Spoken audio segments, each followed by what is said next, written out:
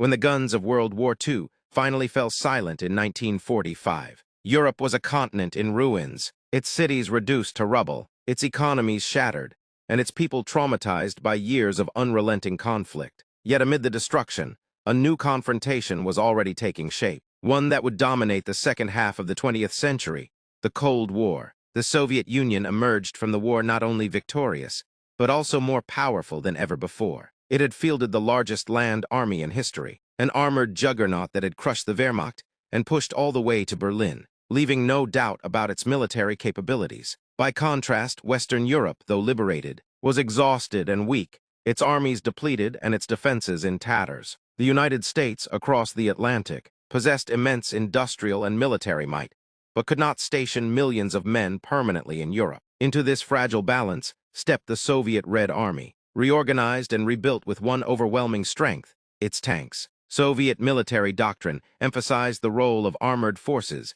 as the decisive instrument of war, and in the immediate post-war years, Moscow could deploy tens of thousands of tanks across Eastern Europe, a force unmatched in history. NATO, founded in 1949 to deter Soviet aggression, quickly realized the grim truth: if the Soviet Union ever decided to strike west, its mass tank armies could roll across the plains of Europe at terrifying speed, overwhelming defenders before reinforcements could even cross the Atlantic. This fear was not speculative. It was rooted in stark intelligence estimates. American analysts reported that the Soviet Union had inherited not just battle-hardened troops, but also enormous production facilities capable of churning out thousands of armored vehicles each year. Their tanks, such as the T-34, the T-54, and later the T-62, were simple, rugged, and produced in staggering numbers. For every tank NATO stationed in Germany, the Soviets could deploy 3 or 4, and behind the armored divisions stood entire echelons of mechanized infantry, artillery, and logistical support, rehearsed in exercises designed to replicate the conquest of Western Europe. For NATO commanders, the comparisons to 1940 were unavoidable. Just as Hitler's Wehrmacht had bypassed the defenses of France with lightning speed, so too could Stalin's or his successor's tank armies punch through the thin defensive line in Germany and surge toward the Rhine. This was the nightmare scenario that haunted every war game and every strategic estimate throughout the late 1940s and early 1950s. The situation was made worse by the political geography of Europe itself. The Iron Curtain divided the continent into 2 camps, but the frontier in Germany was perilously close to the industrial heartlands of the West. From East Germany to the Rhine was a matter of only a few hundred kilometers, terrain ideally suited to armored thrusts. NATO generals calculated that Soviet tanks could reach Frankfurt or even the English Channel in less than 2 weeks, and some estimates suggested the collapse of NATO defenses in as little as 72 hours. The question was not whether the Soviets had the strength, but whether NATO had the means to stop them. At first, the answer seemed bleak. Western European nations, still recovering from wartime devastation, could not field large standing armies. U.S. maintained significant forces overseas, but not nearly enough to match Soviet numbers. Britain and France, once global military powers, had been drained by years of fighting, and were preoccupied with rebuilding their societies and maintaining colonial commitments. Against this backdrop, NATO relied heavily on the deterrent value of American nuclear weapons, believing that the threat of atomic retaliation might offset Soviet numerical superiority. Yet even this strategy carried risks, for it admitted openly that NATO could not win a conventional war in Europe. To understand why NATO feared the Soviet Union's tanks so profoundly, one must look deeper into the Soviet concept of war itself, a doctrine forged in the fires of the Eastern Front and refined in the years that followed. The Soviets believed, above all, in the primacy of offense, in the idea that wars were not won by holding ground, but by smashing through the enemy's defenses with overwhelming force and carrying the fight deep into their territory. This philosophy was not theoretical. It was born from lived experience. During World War II, Soviet generals like Zhukov and Rokossovsky had orchestrated vast offensives involving thousands of tanks, supported by mechanized infantry and waves of artillery, that broke the back of the German Wehrmacht. They called it deep battle, a doctrine that envisioned not just a single strike, but successive echelons of forces, waves of armored spearheads punching through front lines, followed by motorized divisions and reserves that exploited the breakthrough, ensuring that even if the first assault was blunted, The second and third would crush resistance. After 1945, this doctrine was not abandoned but institutionalized, drilled into the very structure of the Red Army, and taught in every Soviet military academy. The tank became the symbol of Soviet military thought, not merely a weapon, but the instrument of history itself, the hammer that would smash capitalist Europe should the Cold War turn hot. By the early 1950s, Soviet exercises in East Germany showcased this doctrine with chilling realism.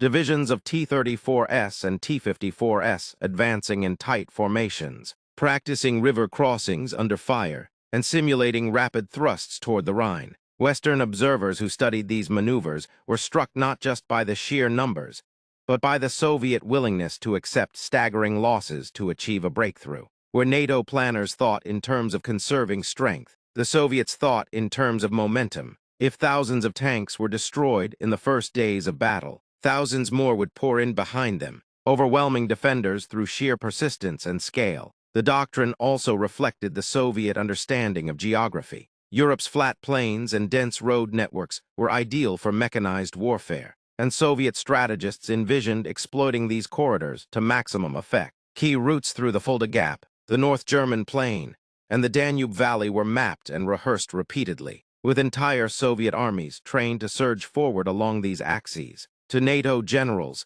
the implications were terrifying.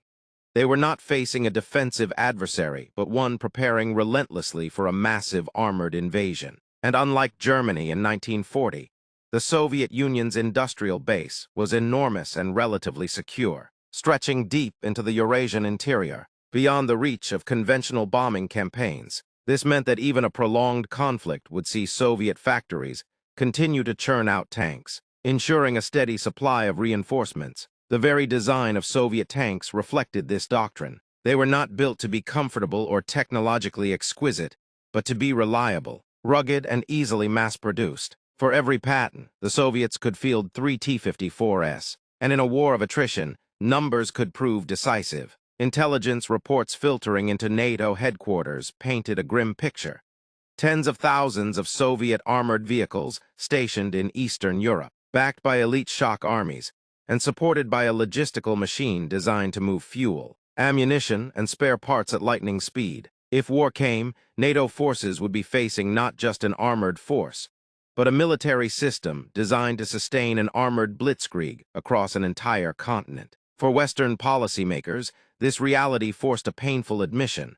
They were up against a military doctrine that embraced risk, prioritized speed, and envisioned victory in days, not months. In the uneasy decades after World War II, NATO found itself staring into the abyss of a strategic dilemma, unlike any alliance had faced before. For while the Soviet Union massed thousands of tanks and armored vehicles along the inner German border, NATO's Western democracies remained fractured, underfunded, and uncertain of how to defend Europe without provoking the very war they sought to avoid. The numbers alone painted a grim picture, as Warsaw Pact forces could concentrate up to 50,000 tanks and armored fighting vehicles in Eastern Europe, many positioned only a day's drive from Frankfurt, the industrial heart of West Germany. And these were not merely machines of war, but symbols of Moscow's doctrine that an offensive, carried out swiftly and with overwhelming momentum, could collapse NATO's defenses before reinforcements from the United States or Britain could even cross the Atlantic, leaving the alliance constantly trapped between the realities of geography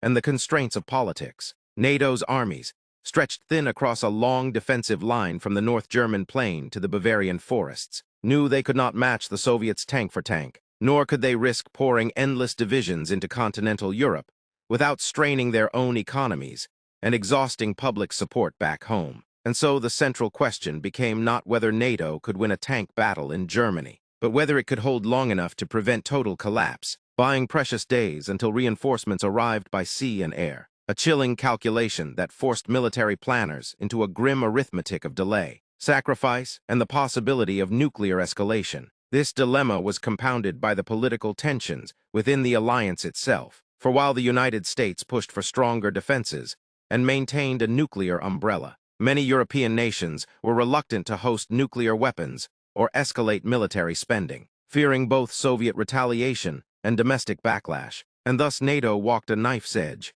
trying to appear strong enough to deter aggression while never appearing so provocative that it might invite a Soviet preemptive strike. In war games and staff exercises, the scenarios were frighteningly consistent, with NATO forces overrun in a matter of days, command posts encircled, and logistics shattered, and only through desperate delaying tactics, air interdiction, and the threat of nuclear escalation could the alliance hope to salvage survival. To meet this challenge, NATO developed what came to be called the Flexible Response Doctrine, a strategy that moved away from immediate nuclear retaliation toward a layered defense, beginning with conventional forces, then tactical nuclear weapons if the line broke. And in the backrooms of Brussels and Washington, questions constantly swirled about whether the United States would truly sacrifice New York to save Hamburg, or whether Western Europe could survive as a battlefield without ceasing to exist entirely. Meanwhile, the Soviet Union pressed its advantage, conducting massive exercises like Zapad and DNEPR, designed to showcase the speed at which Soviet tank armies could roll west, while NATO countered with its own maneuvers, such as REFORGER, intended to simulate the rapid reinforcement of Europe by American divisions flown in and equipped with prepositioned stockpiles. But always the numbers remained grim, and even the most optimistic NATO scenarios admitted that the first week of war would be catastrophic. With cities lost, armies shattered, and civilians caught in the path of steel and fire. It was this tension, the certainty of devastation paired with the uncertainty of survival, that defined NATO's strategic dilemma, and it forced the alliance into a perpetual balancing act, investing in technology, diplomacy, and deterrence while never knowing if any of it would truly hold when the Soviet tanks began to roll. Amid the endless plains, forests, and rolling hills of Central Europe, there existed one geographic corridor that came to symbolize the very heart of the Cold War's battlefield, the Fulda Gap, a stretch of land in West Germany where terrain, history, and strategy converged to form the most likely route for a Soviet armored thrust into Western Europe, and for decades this narrow passage haunted NATO planners and soldiers alike, for it was here, they believed, that World War III would begin. Stretching between the East German border and the Rhine Valley, the Fulda Gap was essentially two lowland corridors, separated by the Vogelsberg Mountains, that offered relatively open ground through which Soviet tank armies could pour westward, bypassing heavier defenses in the north and south, and from there, strike directly toward Frankfurt, NATO's logistical hub and one of Europe's most vital financial and industrial centers. The very geography of the Fulda Gap made it a nightmare for NATO, because while the alliance had strong defensive positions scattered across Germany, few places offered such a direct line of advance for massed armor, and given the Warsaw Pact's numerical superiority, NATO believed that if the Red Army ever crossed the border, the Fulda Gap would be the first target. This belief shaped decades of strategy, deployments, and exercises, as American and West German forces stationed entire divisions in the region, most famously the US V Corps and the 11th Armored Cavalry Regiment, whose mission was nothing less than to delay, disrupt, and sacrifice themselves if necessary to slow the Soviet tide. In reality, the defense of the Fulda Gap was never about holding the line permanently, it was about buying time, for NATO planners accepted that no force, however brave, could withstand the full fury of the Soviet First Guards tank army for long, and thus the troops stationed there carried a heavy burden, knowing their task was to bleed the enemy, destroy bridges, mine roads, call in airstrikes, and fight delaying actions until reinforcements could arrive or, if all else failed, NATO's nuclear threshold was crossed. This grim reality gave rise to an intense atmosphere of constant readiness, as soldiers drilled endlessly in defensive maneuvers. Helicopter gunships like the AH-64 Apache were introduced to stalk Soviet tanks, and massive annual exercises such as Reforger rehearsed the reinforcement of Europe in case of invasion. Yet beyond the tactics and equipment, the Fulda Gap became a psychological symbol, a place where the Cold War's abstractions of ideology and strategy crystallized into a tangible battlefield. Here, East and West literally stared across fences, guard towers, and minefields, knowing that at any moment, a spark could ignite a war that would engulf the continent.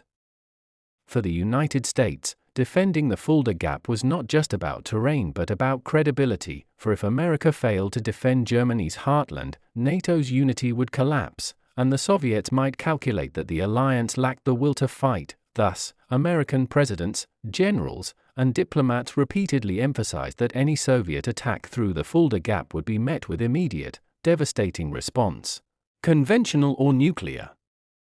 On the other side, Soviet war plans also identified the corridor as a key axis of advance, and their exercises rehearsed massive armored breakthroughs designed to overwhelm NATO's thin defenses within hours, exploiting surprise, speed, and the shock of overwhelming firepower. For them, the Fulda Gap was a door into Western Europe, one that, if forced open, could allow their armies to reach the Rhine in less than a week.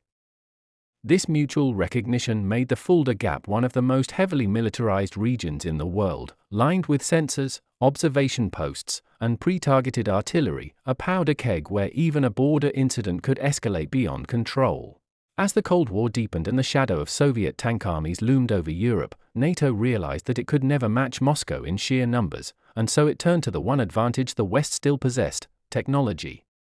From the late 1960s through the 1980s, the struggle for Europe's survival shifted from counting divisions to designing machines that could outthink, outshoot, and outlast the enemy. This became the great technological race of the Cold War, where innovation replaced manpower as the decisive weapon. The Soviets continued to rely on overwhelming numbers of tanks like the T-55, T-62, and later the T-72, mass-produced in enormous quantities, simple to maintain, and rugged on the battlefield. NATO's answer was not to build more tanks, but better ones. The United States and West Germany collaborated on next-generation designs such as the M1 Abrams and Leopard 2, both symbols of Western engineering precision. The M1 Abrams, entering service in the early 1980s, embodied this shift, equipped with composite Chobham armor, a 120mm smoothbore gun, advanced targeting computers, and a turbine engine that could propel the tank faster than anything in the Soviet arsenal. It was a technological marvel meant to stand toe-to-toe with the Red Army steel horde and survive. Meanwhile, the Leopard 2 combined German craftsmanship with digital fire control, offering unmatched accuracy and mobility. NATO's doctrine evolved accordingly: fewer tanks, but each one capable of destroying multiple Soviet counterparts before being destroyed itself. Yet tanks alone would not win this race. The skies over Europe became the second great battleground of innovation. NATO introduced aircraft like the F-15 Eagle and F-16 Fighting Falcon, designed to dominate Soviet MiGs through superior radar, avionics, and training. The A-10 Thunderbolt II, affectionately known as the Warthog, became the ultimate tank killer, its massive GAU-8 Avenger cannon capable of ripping through Soviet armor columns from the air. The Soviets countered with aircraft like the MiG-29 and Su-27, capable and deadly, but often limited by outdated electronics and training doctrines that emphasized rigid control rather than pilot initiative. This contrast between quality and quantity defined the technological race. While the Warsaw Pact could flood the battlefield with hardware, NATO sought to multiply the effectiveness of every weapon system through precision, integration, and adaptability. Perhaps nowhere was this clearer than in the emergence of guided missiles. Anti-tank weapons such as the American TOW and the British-French Milan transformed infantry units into mobile tank hunters, able to ambush armored columns from miles away. Attack helicopters like the AH-64 Apache and the Westland Lynx became flying predators, hunting tanks at low altitude with deadly hellfire and hot missiles. Behind the front lines, NATO invested heavily in surveillance and electronic warfare, deploying AWACS radar aircraft and satellite reconnaissance that could track Soviet movements long before the first shot was fired. On the ground, digital communication networks and battlefield computers began to replace paper maps and radios, giving NATO a level of coordination the Soviets could not easily match. Yet this race was not merely technological, it was psychological. Each side's advancements drove the other to respond in kind, creating an escalating spiral of innovation fueled by fear. For every NATO breakthrough, the Soviets unveiled a countermeasure, whether in reactive armor, new missile systems, or improved tanks like the Tu-80. By the late 1980s, both sides had built machines of extraordinary sophistication, yet neither could truly know how they would perform in battle. Behind every design lay the same haunting question: could technology compensate for NATO's numerical inferiority, or would the sheer weight of Soviet steel still prevail? War games conducted in Europe offered no clear answer.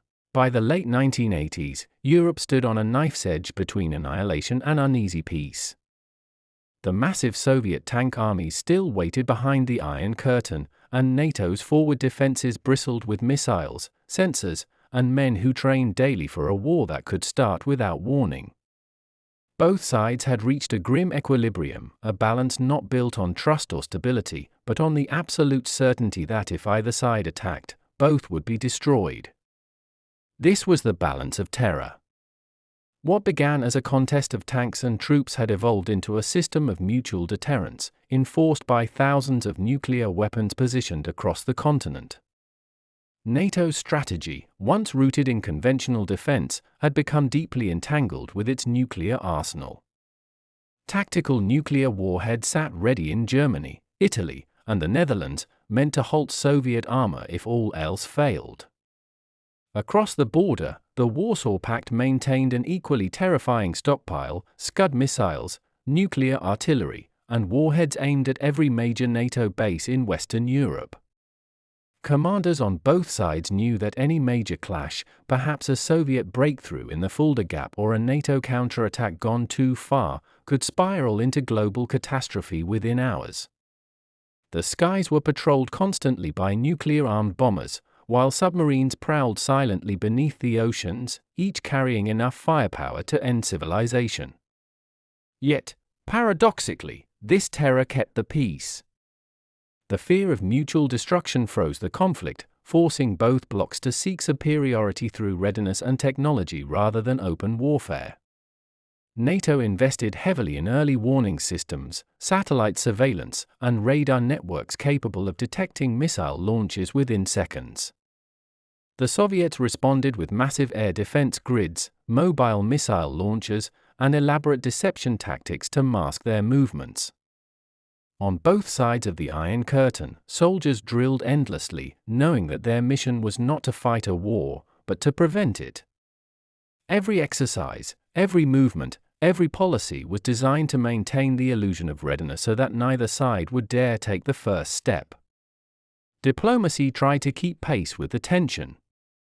Arms control talks in Geneva and treaties like SALT and INF sought to limit nuclear weapons, but progress was slow and fragile. Each side suspected the other of cheating, of gaining a hidden edge. Propaganda amplified the fear, and NATO depicted Soviet tanks as unstoppable monsters of steel, while the Warsaw Pact portrayed Western missiles as instruments of imperialist aggression. Civilians lived under the shadow of the mushroom cloud, taught to find shelter or duck and cover as if survival were possible. Yet, beneath this constant anxiety, something remarkable was happening. The very systems built to wage war were creating pathways for communication. Hotlines linked Washington to Moscow. Military officers who had never met began to exchange signals, ensuring that radar blips or false alarms did not trigger Armageddon. The same technology that threatened humanity also helped preserve it. By the time Mikhail Gorbachev came to power, both superpowers were exhausted, economically, militarily, and morally. The arms race had drained treasuries and terrified generations. The Soviet Union could no longer sustain its vast military machine, and NATO's own citizens demanded peace. Slowly, treaties reduced nuclear arsenals, armies withdrew from Central Europe, and the walls of division began to crumble. But the balance of terror had left its mark. It had shaped the strategies, weapons, and psychology of an entire era. Every tank design, every missile, every radar system had been born from that single, chilling equation: deterrence through fear. When the Berlin Wall finally fell in 1989, the Cold War seemed to end without the apocalypse everyone had feared. Yet, the legacy of that balance still echoes through modern warfare.